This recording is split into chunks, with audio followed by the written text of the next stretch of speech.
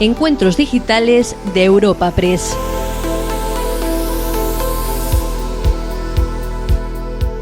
Hoy, en los encuentros digitales de Europa Press, te ofrecemos un encuentro organizado en colaboración con Entity Data bajo el título Relación digital con el paciente.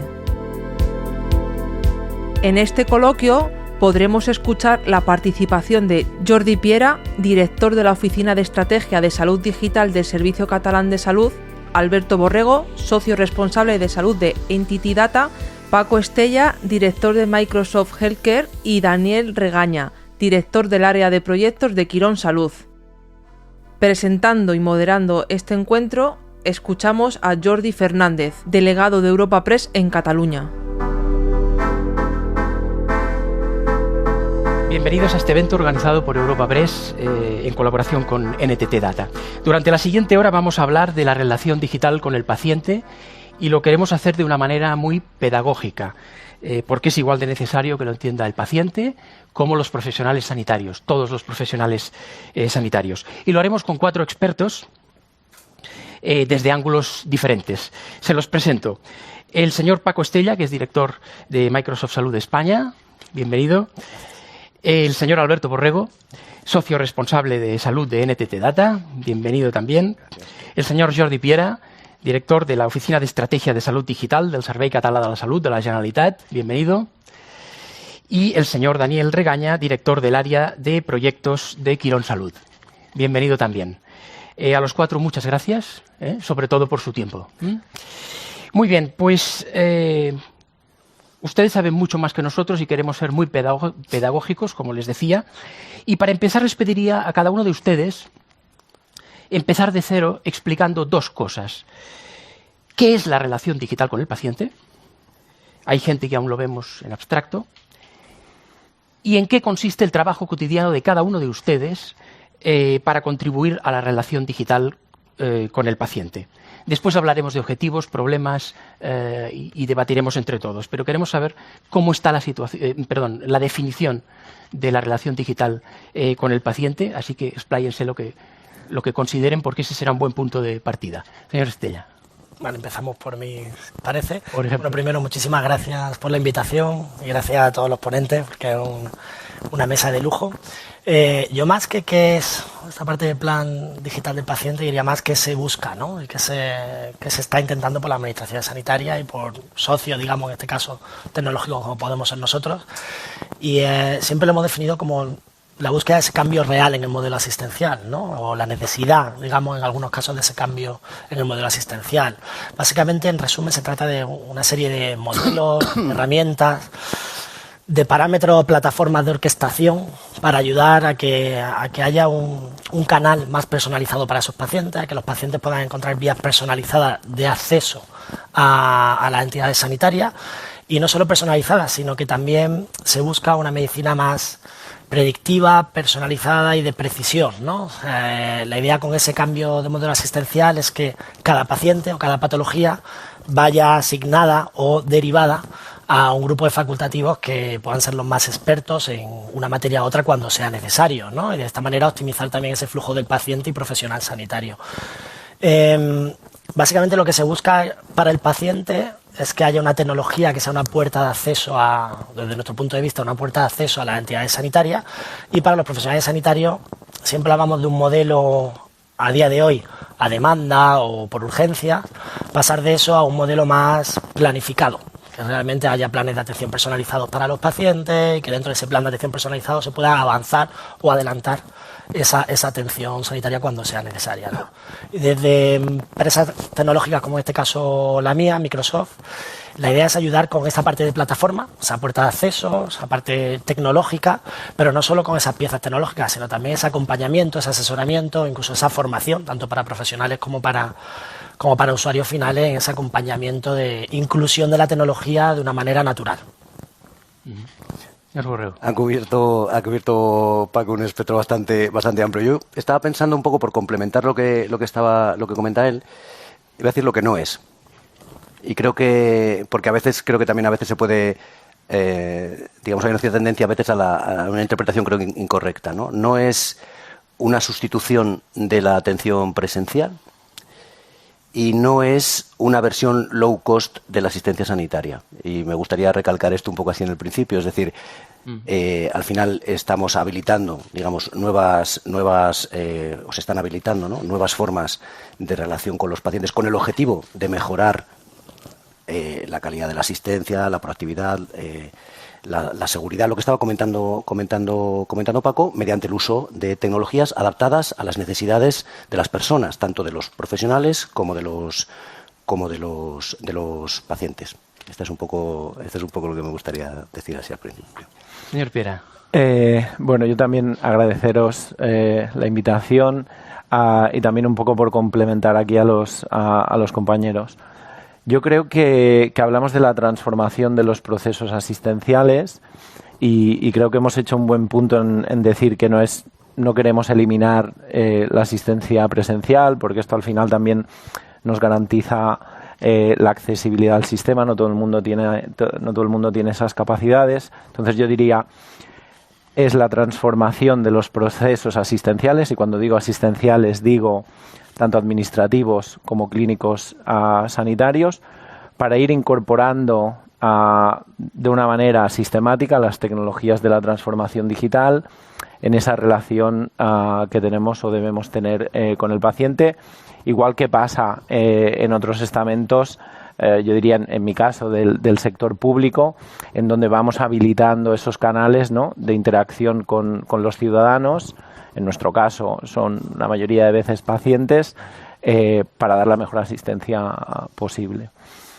Creo que hay otra cosa que yo creo que es importante y también para empezar la discusión esta, y es que debemos ser muy conscientes que esto es un derecho que tenemos los ciudadanos y que viene reflejado en una normativa del año 2002 que se llama la Ley de Autonomía del Paciente, que es la transposición de una normativa europea en donde, bueno, se nos dice que tenemos derecho a relacionarnos de manera digital con la administración, y luego eso se complementa con otras normativas, para todo lo que representa nuestra asistencia sanitaria, que debemos tener toda nuestra información de salud junta y además que podamos entenderla y demás, ¿no? Por tanto, también tiene un componente, yo diría, de índole legal que es importante resaltar. Señor Regaña. Sumarme al agradecimiento por invitarme y poder participar en esta mesa con estos ponentes. Bueno, yo daría un enfoque realmente que la transformación digital es un medio, ¿no? Es decir, al final nos da herramientas para poder llegar a un objetivo que debería de ser, ¿no?, la de garantizar una correcta asistencia sanitaria, de aportar actividad, de generar actividad que aporta valor a los pacientes y a los profesionales, y al final la herramienta de la transformación, por el momento que estamos viviendo, ¿no?, es lo que nos puede aportar ese plus, esa garantía a poder llegar a esos objetivos, ¿no? Hablamos desde herramientas que nos ayuden a la comunicación, herramientas que nos mejoren la accesibilidad de los pacientes al sistema, de que nos permita hacer ese seguimiento, ¿no? O sea, podríamos hablar de paralelismos, ¿no?, pero entre lo que es una tienda o lo que es el Amazon, ¿no? O sea, es decir, cómo esas herramientas nos están garantizando en todo momento que podamos tener acceso a nuestra información como pacientes, o incluso, ¿no?, a ver nuestra trazabilidad de nuestras pruebas, o cómo no, y esos procesos, ¿no?, el pasar de acto a proceso, que estoy totalmente de acuerdo con Jordi, ¿no? O sea, estamos pasando de voy al hospital, me hacen un acto, a cómo gestiono mi proceso, ¿no? O sea, y cómo puedo ver esa trazabilidad. Yo creo que la transformación digital, ¿no?, y todas las herramientas digitales nos aportan ese valor, ¿no?, que a los procesos de salud y también de enfermedad, ¿no?, que tienen los pacientes. Muy bien, pues queda enmarcado el tema. Después hablaremos de cuál es la situación hoy, de cómo estamos hoy, pero les pregunto a todos, ¿cuál es la meta de la relación digital con el paciente? ¿Hasta qué punto tenemos que llegar? ¿Llegar a un día en que...? Señor Estella. Esa pregunta es muy buena, y la verdad es que da para varias charlas, en mi opinión, depende del camino en el que sigas. Yo, siguiendo un poco el hilo de mis compañeros de mesa, que lo han explicado estupendamente, yo creo que no es cambiar tampoco el modelo físico versus hospitalario. Eso es algo que a día de hoy ya está muy normalizado, ¿no? Esta parte de hospital líquido, hospital de futuro, el paciente en el centro. Hablando más de futuro, yo creo que tenemos que irnos más al concepto, estamos hablando de medicina predictiva, medicina personalizada, pero a mí me gusta muchas veces hablar de medicina proactiva, ¿no? Y de hecho hay un paper que luego lo miramos la referencia también, os comento, pero cuando entramos más en detalle, en el que habla de un paciente que llega a un hospital a hacerse una prueba diagnóstica, pues, no sé, dolor abdominal, se hace un TAC abdominal y pues descarta, estoy poniendo un ejemplo, no soy el médico de la sala, y descarta pues, un cáncer de colon, ¿no? Por ejemplo. Y a lo largo de los años se va a su casa, descartado, todo bien. A lo largo de los años ese paciente pues tiene un infarto de miocardio, pues tiene un ictus y bueno, pues finalmente pues por desgracia fallece, ¿no? Y de forma retrospectiva se puede ver que en ese TAC que se hizo en su momento para el cáncer de colon había otros marcadores que podrían haber alertado de ciertas sospechas de riesgo cardiovascular. Entonces, pues quizás tener en todo ese dato que tiene un hospital herramientas que permitan al profesional sanitario no solo ver esa parte del especialista, sino un alto rango a ese paciente, gestión de alertas, notificaciones y poder plantear un plan de cuidados previo a ese paciente, plan de salud personalizado para que ese paciente pues, se cuide, haga dieta, haga deporte, ese tipo de cosas que pueden, a lo mejor no prevenir todo, pero sí retrasar ciertos riesgos que puede tener ese paciente. Sí, yo creo que vamos a hablar bastante más de los procesos asistenciales que de la tecnología y creo que esto es una buena noticia. Creo que evitar un poco esto que se comenta a veces también del solucionismo tecnológico. No se trata de poner la tecnología, se trata de mejorar las cosas. Respecto a llegará un día en que yo creo que es un proceso.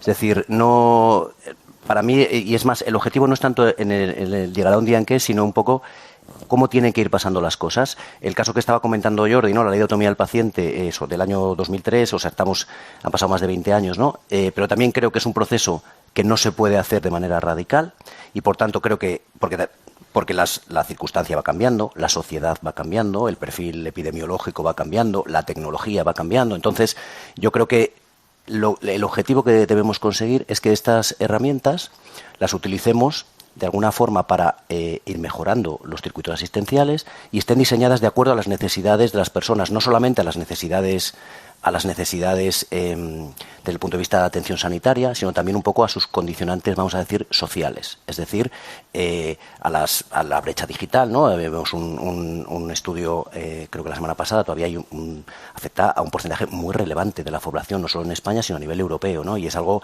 que tenemos que tener en cuenta. Es decir, esta introducción de la tecnología para ir mejorando, para habilitar la interacción de las personas, entre personas al final, ¿no? de los profesionales y los pacientes de una manera más natural, utilizando el canal más adecuado, en cada momento tiene que tener en cuenta las circunstancias de ambos, ¿no? Y por eso es un proceso que yo entiendo como un proceso continuo y como un proceso que lleva tiempo.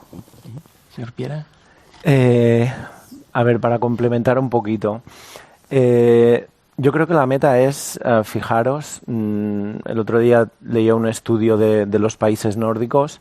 Esta gente ha calculado que entre un 60 y un 70% de las enfermedades que tiene la población nórdica están relacionadas con los hábitos de vida. Decimos, y dice el informe este que publican, y yo estoy completamente de acuerdo en que seguramente la sanidad, el recurso más infrautilizado que existe, somos nosotros mismos, los ciudadanos, los pacientes. Y esto se debe principalmente a que no somos conscientes de nuestra condición de salud. Seguramente no nos lo han explicado, seguramente no tenemos toda la información que deberíamos para tomar las decisiones de vida correctas, porque es un tema más de cómo nos comportamos y de lo que hacemos en nuestro día a día. Para mí la meta es tener una población que es mucho más consciente de su estado de salud, que toma el control de su salud, y yo creo que ahora, más que desde el sistema sanitario, ha sido el mercado de consumo de estos aparatitos que ahora todos llevamos en las pulseras, en la bicicleta, que nos miden continuamente, que nos ha ido haciendo más conscientes de esto. Entonces yo creo que es esa devolución, ¿no? Ese cambio un poco de paradigma de no, me escapo del modelo paternalista, que tengo estos servicios de salud que van a cuidar de mí cuando me pase algo, a pasar yo como paciente a ser un sujeto activo y tomar decisiones informadas en función, pues, de toda esa información que se recoge alrededor mío. Mayoritariamente ahora es cierto que en los sistemas de salud Principalmente manejamos toda esa información que recogemos en las historias clínicas y todos sus subsistemas, que como sabéis es muy complejo, pero bueno, tendremos que ir avanzando a incorporar estas cositas, ¿no? Y en la práctica, y al final pues ir generando esa conciencia. Para mí, si somos capaces de conseguir eso, los ahorros, la mejora de la calidad de vida y demás, yo creo que es donde hay más espacio para esas ganancias. Señor Regaña. Me parece súper interesante lo que estaba apuntando Jordi, ¿no? O sea, y el resto de compañeros, ¿no? Cuando hablaba de los datos, y hablamos de datos y estas cosas, ¿no? Y sabemos que hay estudios que dicen que solamente el 20% de los datos vienen de los propios sistemas sanitarios y el resto de los datos vienen de afuera, ¿no? Yo creo que nos enfrentamos a un reto muy importante, al menos en España, seguramente en Europa, y que vamos a tener un envejecimiento de la población con un aumento de enfermedades crónicas, vamos a tener un problema de accesibilidad porque no tenemos los profesionales que tenemos, y seguramente las herramientas digitales nos deberían ayudar a mejorar esa parte de accesibilidad, ¿no? A buscar aquellos actos, aquellos procesos aportando valor, el no hacer, el dejar de hacer cosas que a lo mejor realmente no nos aportan tanto, y cómo vira, ¿no? todo ese sistema de transformación digital, ¿no?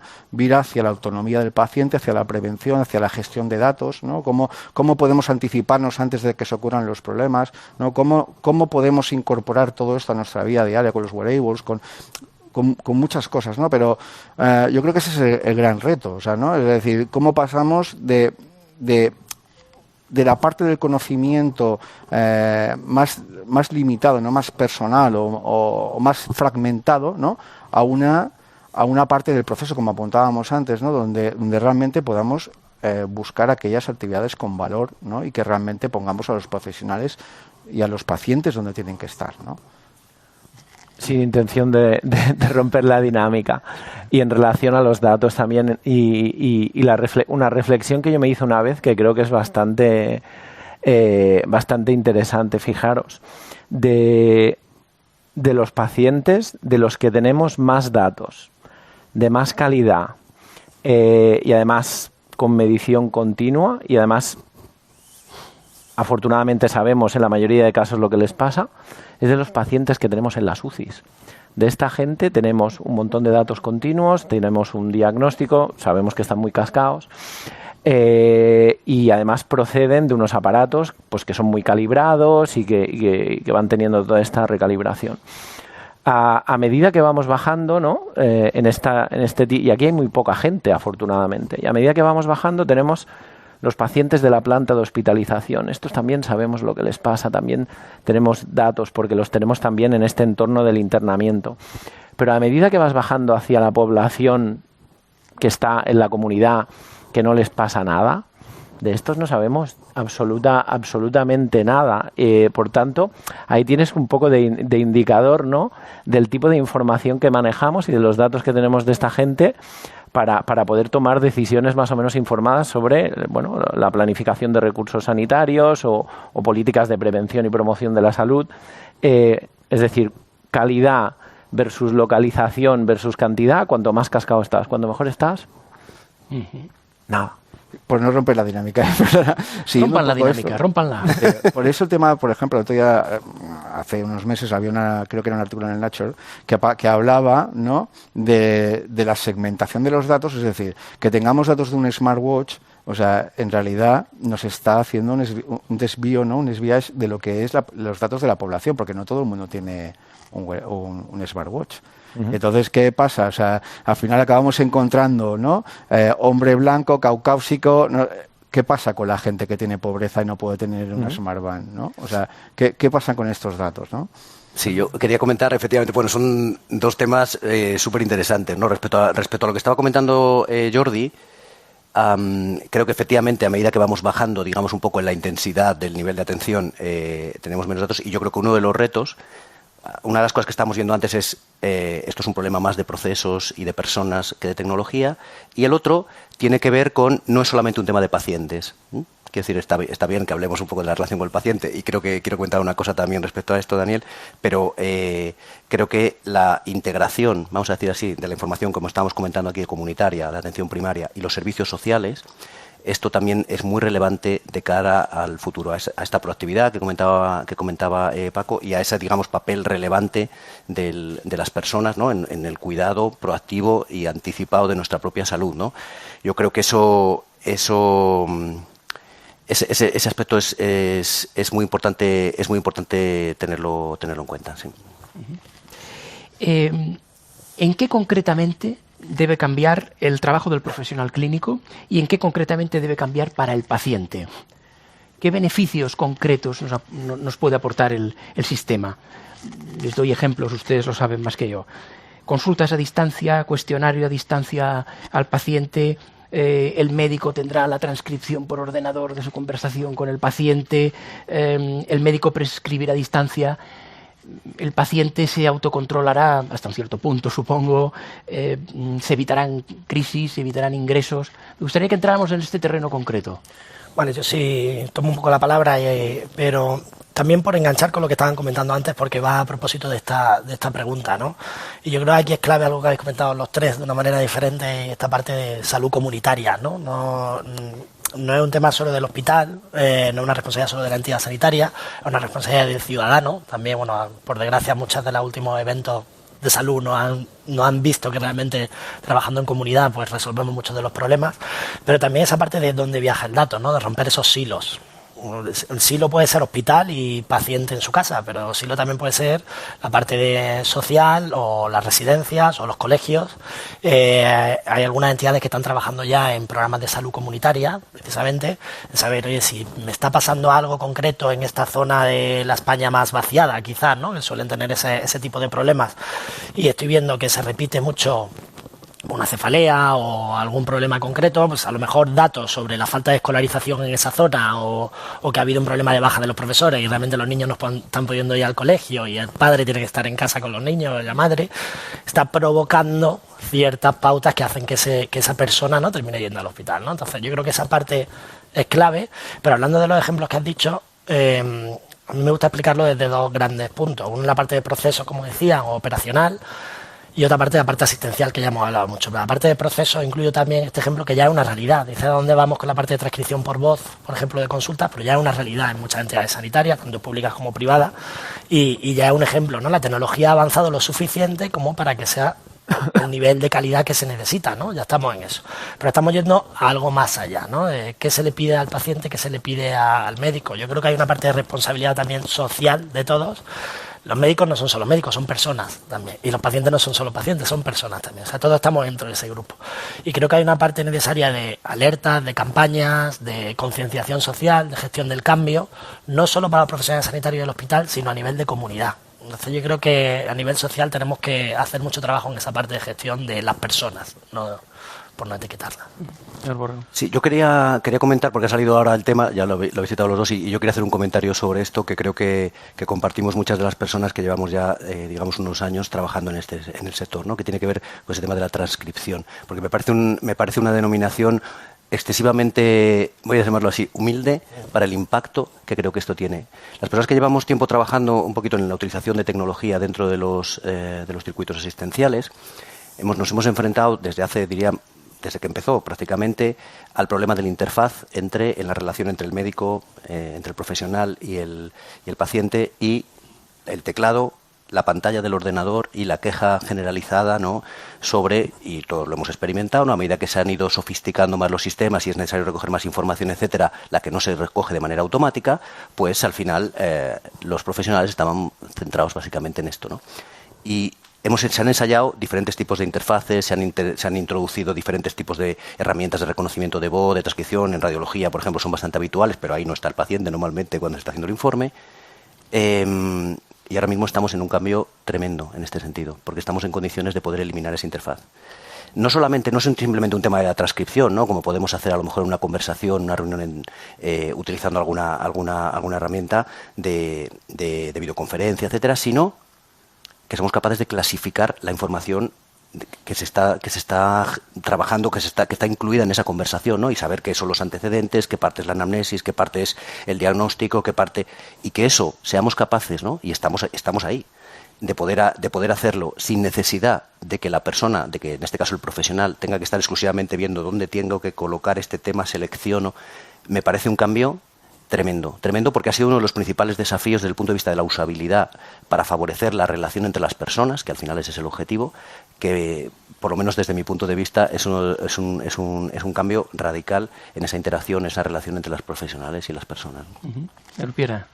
Llevándolo, bueno, los cambios que deberían haber desde una perspectiva, yo diría, de los profesionales asistenciales, es principalmente ser conscientes de que ahora mismo la información de salud y los libros de medicina ya no solo los tienen los médicos, sino que están en todas partes, ¿no? Y por tanto cada vez más tenemos ciudadanos empoderados que son muy conscientes de su condición de salud y por tanto, lo decía antes, el abandono de este modelo paternalista, pensar que la primera vez en la que quedó escrito más o menos en un informe de peso sobre el tema de la atención centrada en el paciente, estamos hablando del National Institute of Medicine en Estados Unidos en el año 2001.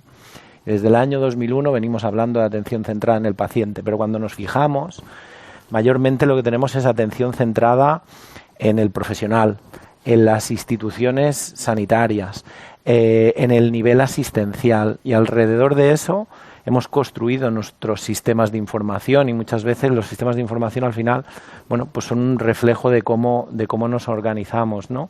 Yo creo que los sistemas de información deben cambiar o deben ir orientándose y lo comentaban antes los compañeros, a las necesidades de las personas, es decir, y no a cómo estamos organizados, a cómo facturamos. Y a partir de ahí, cuando le damos esa visión o le damos ese giro y empezamos a orientarlo alrededor de las necesidades de las personas, los sistemas de información y las necesidades de los productos digitales que somos capaces de diseñar y de crear cambian, ¿no? Y fijaros un ejemplo muy tonto, ¿no? Ahora mismo la mayoría de sistemas de información que tenemos para la gestión del enfermo crítico están pensados para los profesionales médicos de la UCI. Los sistemas de información que tenemos de farmacia están pensados para, bueno, tenemos una parte para las farmacéuticas, otra parte para los que están prescribiendo en la planta donde sea. Tenemos sistemas de información que están pensados para las curas enfermera. Eso no es orientado a las necesidades de las personas, eso es orientado a las necesidades de esos usuarios de organización, que son usuarios finales, pero son usuarios finales de ese producto, pero el que recibe la atención, que lo tenemos allí puesto, y que la gente va cambiando de sistema y de interfaces, es el sujeto de la enfermedad, ¿no? Entonces yo creo que el cambio más grande que tenemos que hacer nosotros cuando pensamos en cómo diseñamos estas soluciones es realmente creernos si queremos hacer esta atención centrada en las personas y rediseñar los sistemas con todas las posibilidades que dan las tecnologías de la transformación digital alrededor de las mismas.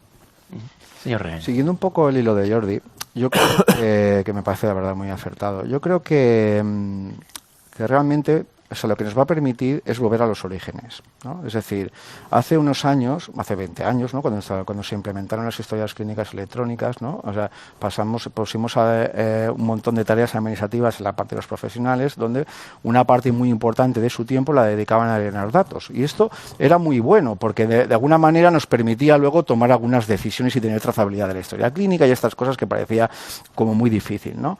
Ahora, con las nuevas tecnologías, lo que estamos acercando es otra vez, de nuevo, al profesional, al paciente. Es decir, que podamos, o sea, siendo agnósticos un poco de la tecnología que estamos implementando, ¿no? Al final lo que acercamos es al médico, ¿no?, a hablar con el paciente. Fijaros, o sea, nosotros que hemos implementado soluciones en consultas externas con más de 100.000 pacientes que llevamos ya hechos con Skype, realmente hemos tenido que volver a enseñar a algunos médicos a volver a hacer la consulta, porque se estaban acostumbrados a seguir unas guías que llevaban viendo la historia clínica, el GIS, ¿no?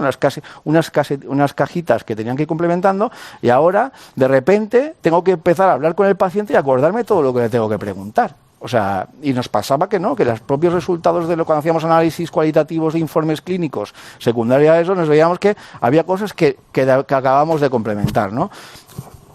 Estamos hablando de historia clínica, GIS, que pasa de un escritorio a un móvil, ¿no? Hablamos de la movilidad, hablamos de enfermeras pasando más tiempo en cabecera de paciente. O sea, se sabe que la comorbilidad baja en un 7, 10, 15% cuando tenemos las enfermeras, o sea, cerca de los pacientes, ¿no? Hablamos de robotización de algunos procesos que utilizamos en algunos casos de manera repetitiva, y que esto no lo va a tener que hacer una persona, lo va a poder hacer un robot, ¿no? Entonces, todo esto es el gran cambio que vamos viendo en nuestros propios profesionales, que se tienen que ir adaptando y nosotros acompañándolos, y también a los pacientes, porque claro, cuando tú entras a una consulta, ¿no? Nosotros tenemos un proyecto que tenemos al médico en su casa y hacemos urgencias, que el médico está en su casa y el paciente en el hospital, ¿no? Que eso parece un poco paradójico, pero cuando entra allí, ¿no? O sea, hemos de explicar al paciente que ese médico está dando servicio a 3 hospitales para que él pueda visitarse en menos de 20 minutos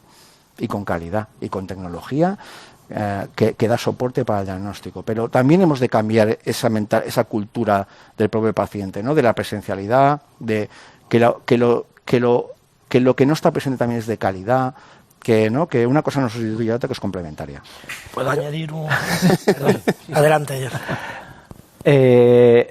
Lo que creo que estamos diciendo es que seguramente esa innovación que fuimos capaces de poner en las consultas médicas hace años, que fue el ordenador, realmente lo que fue una barrera.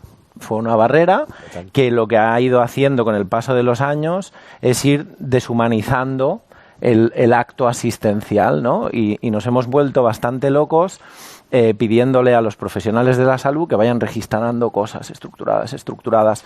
Muchos de ellos con todas las dificultades del mundo, ¿no?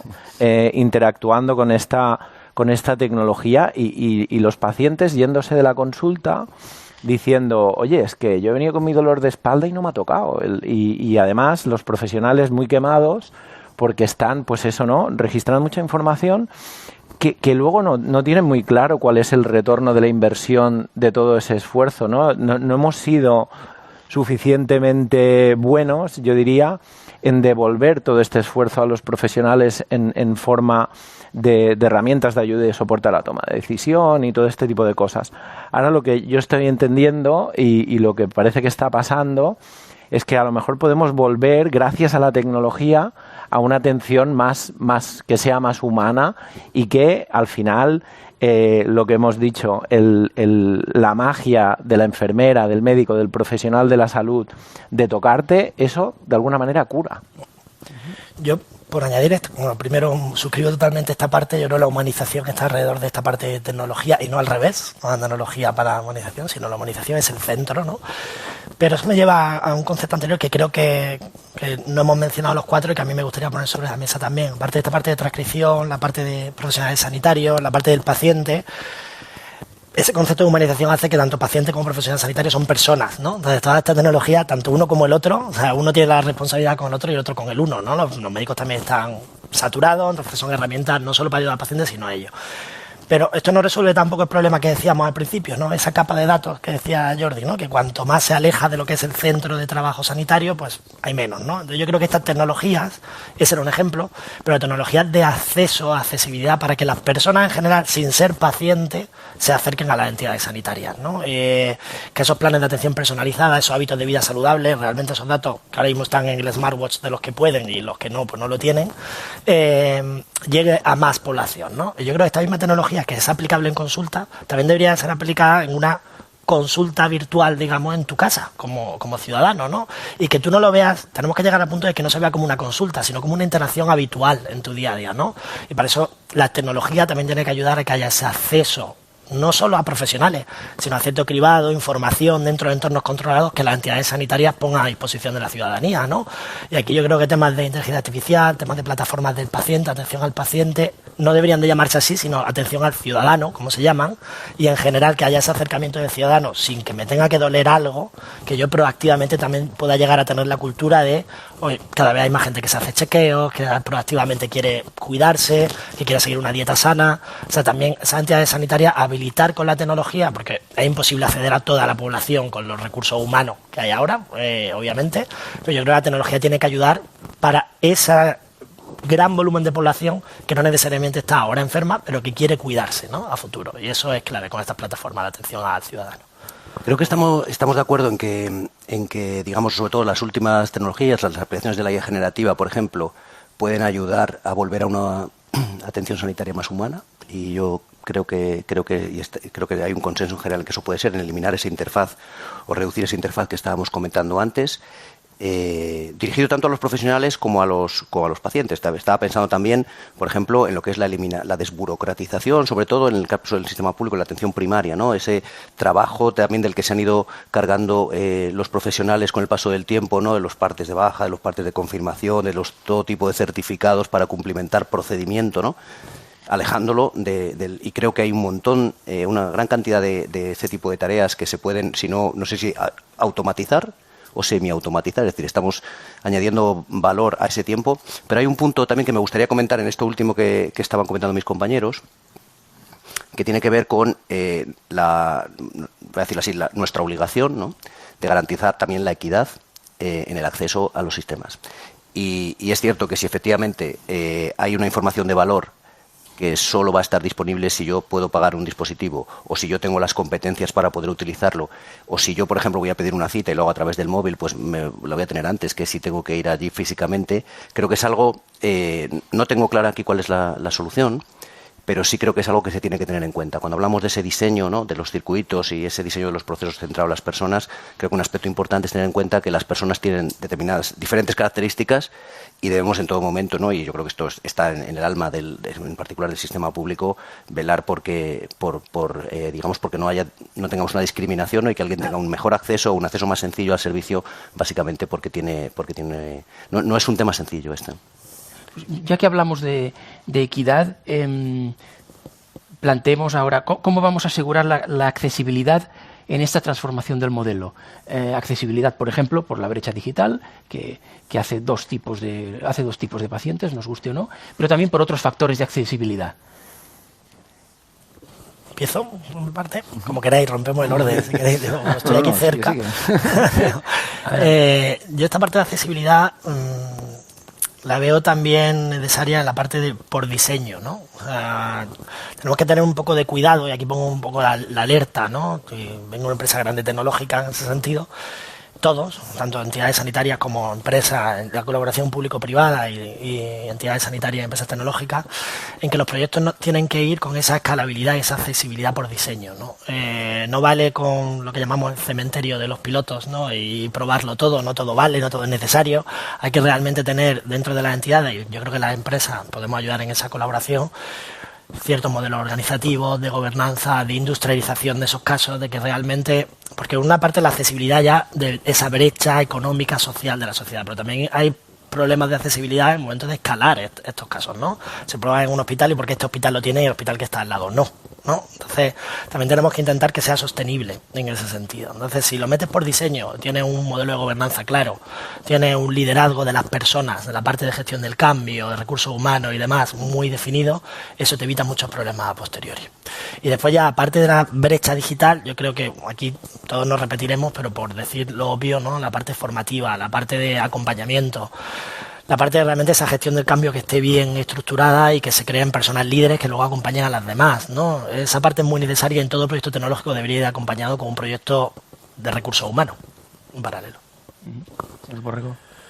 Sí, a mí el tema de la accesibilidad, es decir, está la accesibilidad a los servicios y está la accesibilidad, digamos, a la tecnología. Lo que pasa es que son dos cuestiones que están íntimamente relacionadas. Yo creo que hay que la mejor manera es realizar el diseño, ¿no?, de los procesos pensando lo hemos comentado ya varias veces, pensando en las personas. Es decir, las personas me refiero no únicamente a los ciudadanos o a los pacientes, sino también a los profesionales. Digamos, cómo impacta esto, y la mejor manera de asegurar, digamos, la accesibilidad es tener en cuenta a las personas. Yo creo que también un aspecto que tenía que ver un poco con cuando se diseñaron vamos a decir así en general, los sistemas de información o las soluciones digitales, ¿no?, a principios del siglo, era precisamente que el tema de la usabilidad no era una prioridad, porque como la prioridad estaba centrada fundamentalmente en cubrir el proceso o el procedimiento, vamos a decir, casi administrativo, ¿no? Y yo creo que ahora, para garantizar esa accesibilidad, un aspecto fundamental, además de la robustez de las aplicaciones, ¿no?, o de las soluciones, es decir, que no se estropeen, que funcionen, que cumplan con el objetivo para el que se han diseñado, es muy importante que sean intuitivas, yo creo que esto en los últimos años, ¿no?, desde la revolución de las aplicaciones móviles, ¿no?, que forman parte indisoluble de cualquier estrategia de relación con los pacientes, yo creo que es un tema muy importante, ¿no?, que el uso, siempre tenemos una brecha digital, vamos a tener algunas personas a las que no podemos olvidar, y es importante tenerlas en cuenta en el diseño de los circuitos, pero también tenemos que conseguir que las aplicaciones sean sencillas, que no es lo mismo, que no estén diseñadas pensando en el proceso administrativo que tienen que cubrir, sino que estén diseñadas pensando en la persona que las va a utilizar, ¿no? Y evidentemente que sean seguras. Yo creo que aquí la administración tiene una ventaja, tiene un punto de partida muy relevante, y es que es una organización que ofrece confianza, en el que los ciudadanos confiamos, y lo vemos todos los años a través del barómetro sanitario, lo vemos en los profesionales, y creo que es importante que esa confianza se mantenga, ¿no? Y es importante prevenir las brechas de seguridad en la medida de lo posible, trabajar en esa usabilidad que estaba comentando. Señor Piera.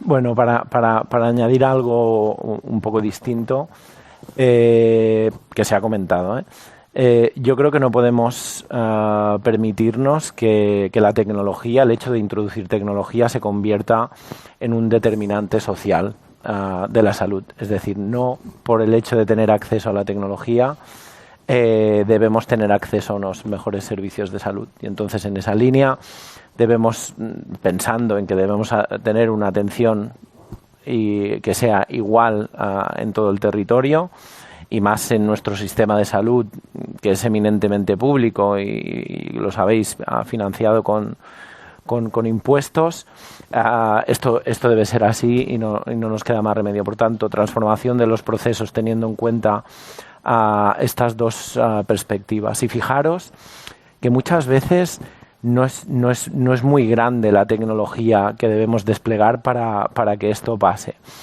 Y os pongo un ejemplo, ¿no? Ahora, recientemente, hemos estado visitando el territorio aquí a nivel de Cataluña. Estamos con una visión de futuro, ¿no? Esto que ahora le llaman los moonshots, con objetivo 2030. No solo cómo debería ser nuestro modelo de sistemas de información, sino cómo debería ser el modelo asistencial de futuro, ¿no? Y hemos entrevistado y hecho participar a muchísima gente, más de 500 personas, usando distintas dinámicas, ¿no?, de service design y diferentes técnicas para ser capaces de sacar conocimiento de nuestro ecosistema. Y cuando te vas al ruro, porque lo que nos pasa es que muchísima gente ahora, o cada vez más, vivimos en las ciudades, y esto es una tendencia que parece que no va a cambiar, y con este movimiento a las ciudades, claro, vamos desmantelando sin quererlo los servicios de salud, ¿no?, que tenemos en estos entornos rurales.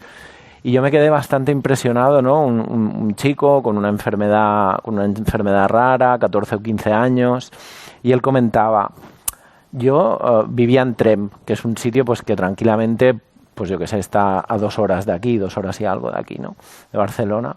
Y decía, yo entiendo que aquí no haya un especialista que pueda tratarme a mí. Y lo entiendo perfectamente, pues porque a lo mejor en todo el área geográfica donde él vive hay menos gente que en mi ciudad, que es Badalona, que está aquí al lado, ¿no? Y en cambio son muchísimos kilómetros cuadrados, ¿no?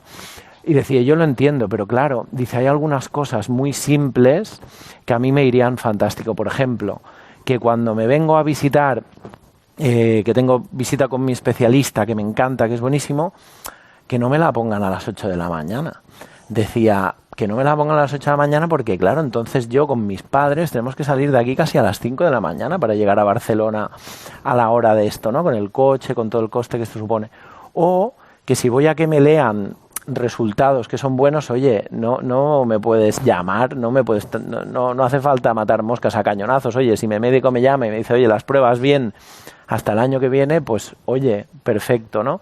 Por tanto, bueno, tenemos que hay cosas que son relativamente simples que nos pueden ayudar a que estas cosas pasen, y otra vez es pensando en las personas y en diseñar los servicios alrededor de estas, como acertaremos seguro.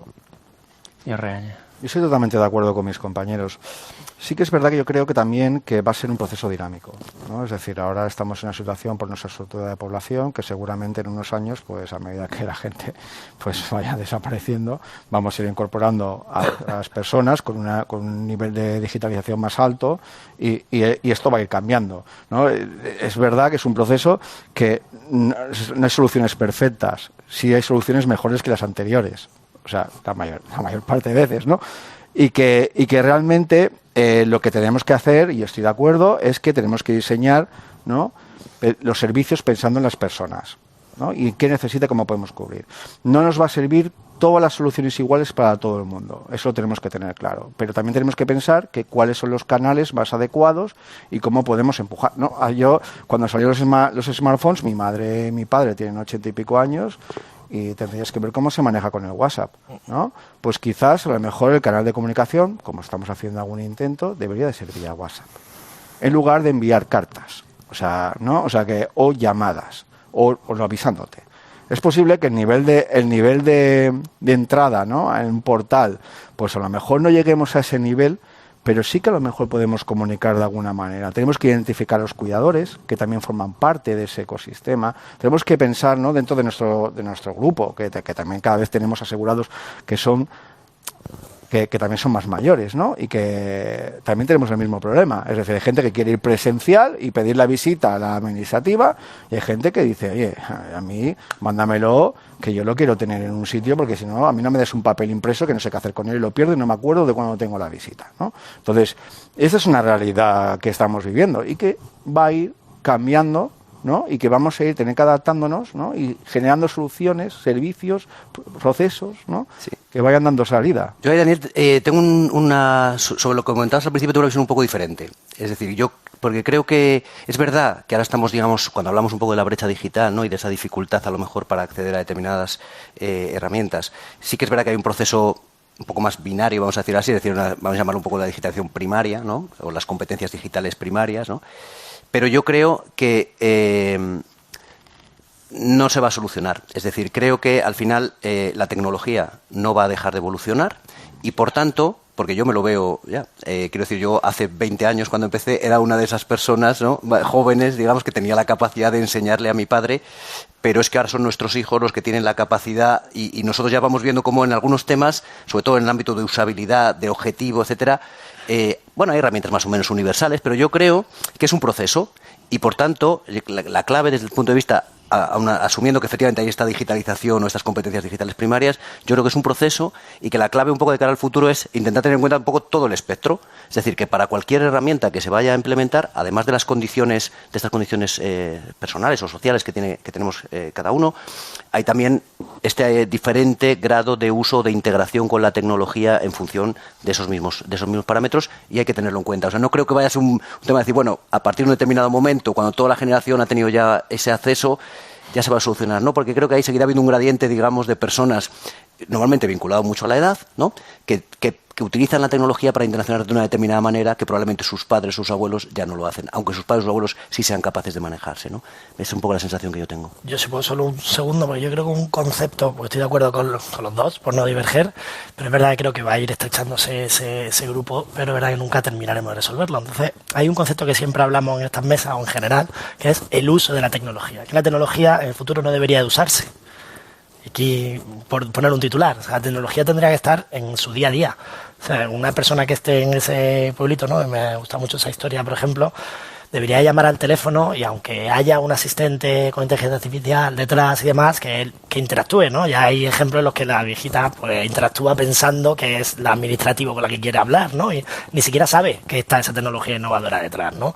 O esa parte de transcripción, pues sí lo saben, ¿no? Pero el médico y el paciente están ahora mismo, no forzando, pero de una manera saben conscientemente que esa tecnología es disruptiva. El objetivo en el futuro es que entren a la consulta a hablar, no a usar tecnología que haga transcripción, ¿no? Entonces yo creo que ese es un concepto que esa brecha digital no desaparecerá del todo, obviamente, porque seguirá habiendo diferencias y siempre tendremos que pensar en todo el espectro, pero creo que el concepto de usar tecnología deberíamos de empezar a cambiarlo mirando a futuro. O sea, la tecnología tiene que estar y los que tenemos que interactuar somos nosotros. Ha salido el concepto de público y privado ya varias veces. ¿Cuál va a ser, señor Piera, el papel de las administraciones públicas en general? Pero también quiero preguntar después cómo hay que corresponsabilizar a las demás partes, evidentemente. A ver, el papel de las administraciones públicas, igual que en otros sectores, yo creo que es bastante caudal en todo lo que tiene que ver con la gobernanza, en todo lo que tiene que ver con la equidad, en todo lo que tiene que ver con la estandarización. Y aquí, cuando hablamos de estandarización, podemos hablar de cómo estandarizamos los datos de salud, podemos hablar de cómo estandarizamos los procesos de evaluación y de incorporación sistemática de estas tecnologías en la práctica habitual. Sabéis que estamos en un sector que afortunadamente todo lo que le hacemos a la gente en principio es basado en la evidencia y por tanto debemos poner los mecanismos para asegurar que todo esto es así. Las tecnologías sanitarias, entendidas en su sentido más amplio, van desde un medicamento a cambios en el proceso asistencial o a maquinitas que seamos capaces de poner en las consultas y que interactúen en el acto médico. Por tanto, yo creo que tenemos un rol muy importante ahí en medio. También con la seguridad, ¿no? La seguridad de los datos, garantizar la ley y el cumplimiento de la ley, entre ellos, insisto, la ley de autonomía del paciente, porque yo creo que un poco todo gira alrededor de eso. Y luego también tenemos un papel que también nos lo otorga, tal y como está montado nuestro sistema de salud, que es eminentemente público, aunque no debemos menospreciar el peso específico que tiene en España y en Cataluña también el sector privado. Tenéis que pensar que aquí en Cataluña y concretamente en la ciudad de Barcelona aproximadamente entre un 40 y un 50% de la gente tiene doble cobertura y hay muchísima cobertura privada. Debemos también garantizar, tirar los puentes, ¿no?, con la privada, que hasta hoy yo creo que no lo hemos hecho.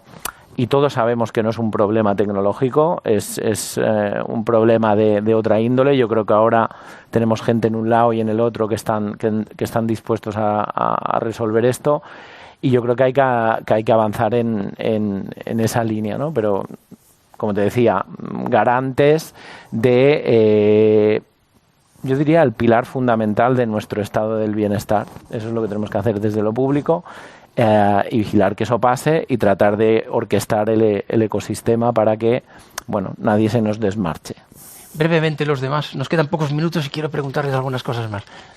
Señor Borrego. No, creo que está bastante bien explicado por parte de Jordi. No tengo mucho más que añadir. Creo que es importante aprovechar el capital, digamos, de credibilidad que tiene la administración, aparte de todo de este rol, ¿no? De alguna forma, porque creo que esto hoy día la sociedad, digamos, tiene poca confianza en muchísimas cosas, y creo que una de ellas es precisamente la solvencia que le puede ofrecer la administración, no por los procedimientos, sino porque es esa garantía de legalidad, de igualdad en los derechos, etcétera, y creo que es muy importante que se siga ejerciendo, que la administración siga ejerciendo ese rol. Señor Reaña. Yo es que estoy totalmente de acuerdo con Jordi. Claro, yo creo que al final, o sea, nos equivocamos pensando que la historia o la salud de los pacientes es del proveedor, sea privado, sea público, es del paciente. Y nosotros lo que tenemos que garantizar es la continuidad asistencial entre los diferentes sistemas y diferentes niveles, qué tecnología hay, ¿no? Porque es mejor para él. O sea, y deberíamos de dar asistencia complementaria. O sea, y deberíamos de trabajar en esa línea, ¿no? Es decir, me parece increíble que si me hago una prueba en la privada tenga que llevar un CD para que lo vean en el hospital. ¿no? Y si lo hago en la pública, que no pueda entrar en su historia compartida para poder ver qué tratamiento le está poniendo su especialista médico de familia.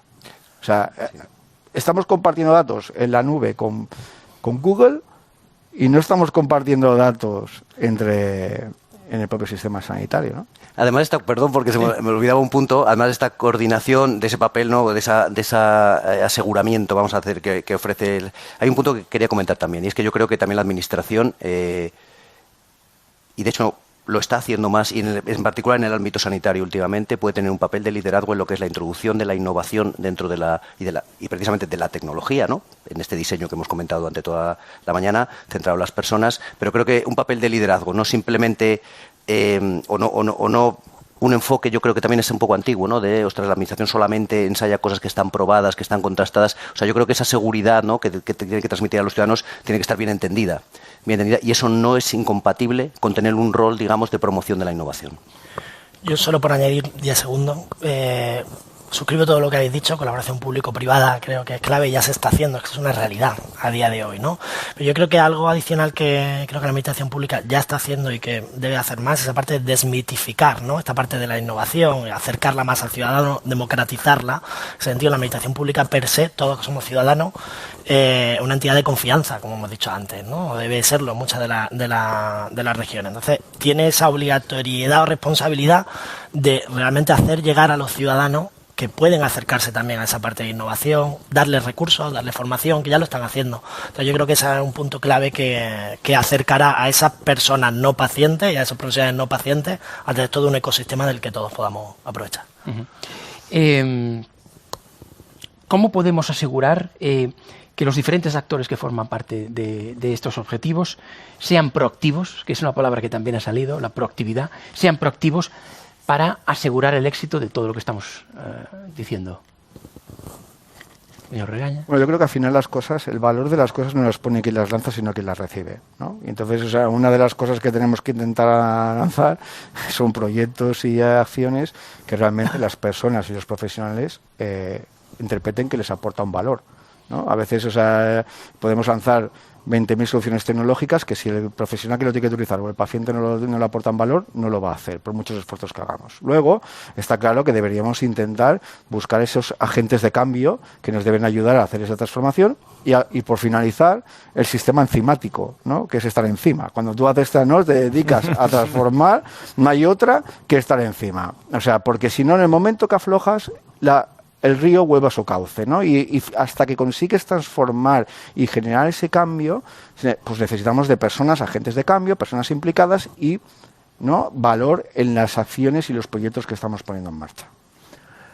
Hemos hablado de proyectos, yo creo que es planteamientos estratégicos, ¿no? Al final, muchas veces estas estrategias, ya sean a nivel de país, ya sean a nivel regional y demás, yo creo que son una muy buena excusa. Yo siempre uso la analogía esta de hacen de un paraguas, ¿no? Que nos da sombra o nos da cobijo para cuando llueve mucho, ¿no? Y el hecho de ser capaces de construir este tipo de estrategias participadas por muchos, ¿no? Ahora el Ministerio ha hecho su estrategia de salud digital. Nosotros aquí en Cataluña tenemos la nuestra.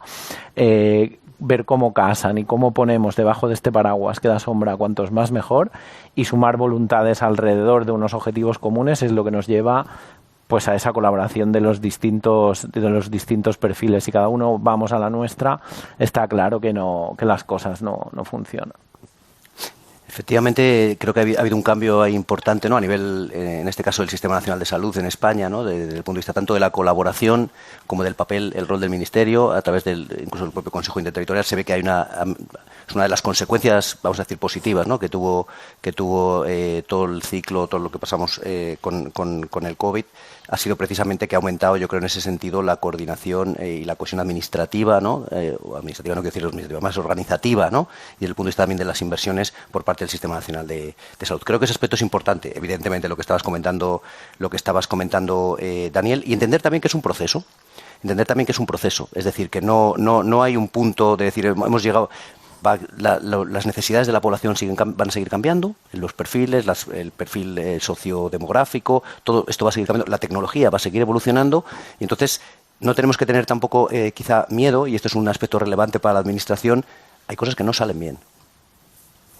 porque somos humanos y a veces nos equivocamos o tomamos una decisión. Por tanto, el tener la capacidad de poder evaluar los resultados de las cosas que vamos introduciendo diseñadas, centradas en las personas, como hemos dicho toda la mañana, pero a veces y es importante intentar cometer el menor mínimo de errores posibles, ¿no? Pero abriendo ese espacio para evaluar las iniciativas que se ponen en marcha y corregirlas en caso necesario.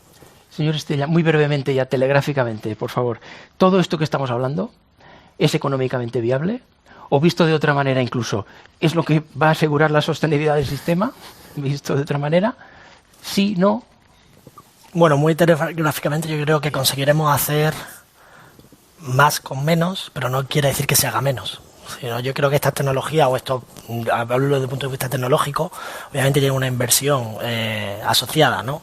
Pero debe ayudar a que precisamente todo el flujo de ese paciente, todo el flujo de ese profesional o todo el flujo de las personas, como hemos dicho antes, del ciudadano, esté más optimizado, ¿no? Entonces se puedan ver más pacientes, se puedan tener más datos, se rompan esos silos, que decíamos antes también, yo creo que la clave es rotura de esos silos, y conseguir que esto sea escalable, no de una manera individual para el hospital A o para el paciente o para la persona B, sino a nivel de economía de escala.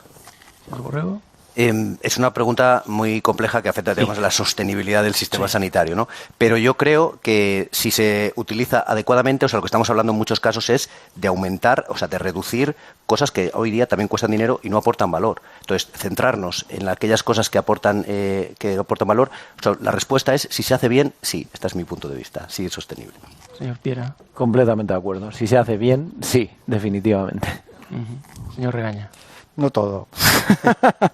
Habrá cosas que sí y habrá cosas que no. Hay que hemos de evaluar, o sea, y hemos de ver que realmente aporta y tenemos resultados. Y no caigamos en el tecnicismo y en el, ¿no? Porque también vemos que el gasto sanitario cada vez está más disparado y realmente los resultados luego no vuelven como debían de volver en resultados de salud, ¿no? Entonces, y ahí es donde ahí las administraciones, los hospitales tenemos que saber evaluar ese feedback que nos llega a continuo. Sí.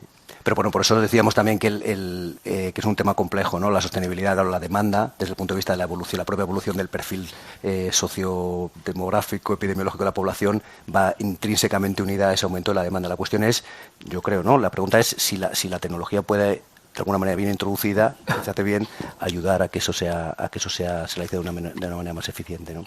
Yo ahí creo que sí. Muy bien. Yo se nos ha acabado el tiempo, me quedo con un mensaje, yo veo un mensaje optimista de los cuatro, ¿no?